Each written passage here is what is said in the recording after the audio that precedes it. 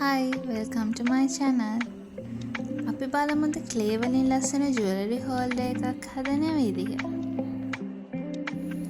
මුලින්ම clay ball එකක් අරගෙන මේ විදිහට පැතලි කරගන්න ඕනේ. මම මෙතනදී අරන් තියෙන්නේ Atlas clay එක.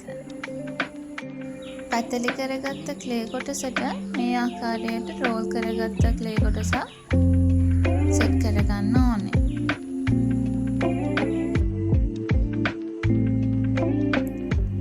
පස්සේ රෝල් කරගත්ත ක්ලේ කොටස මේ විදිහට දෙපැත්තෙන්ම සම්බන්ධ කරගන්න ඕනේ. නැත්නම් වෙරුණාට පස්සේ වෙන වෙන්න පුළුවන් නිසා හොඳට සම්බන්ධ කරගන්න ඕනේ.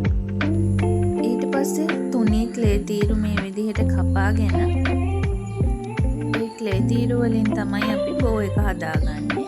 සරල විදිහට මේ විදිහට බෝ එක හදාගමු.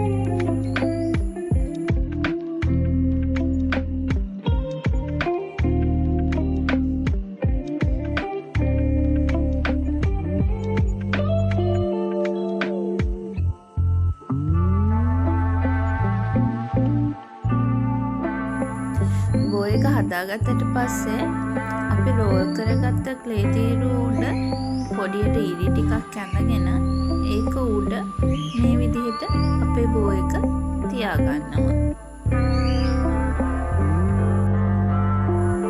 දවස් 3ක් වේලෙන්න තියලා තමයි පේන්ට් කරන්න පටන් ගන්න ඕනේ. මම මෙතන යොදාගෙන තියෙන්නේ ඇක්‍රිලික් පේන්ට් එකක්.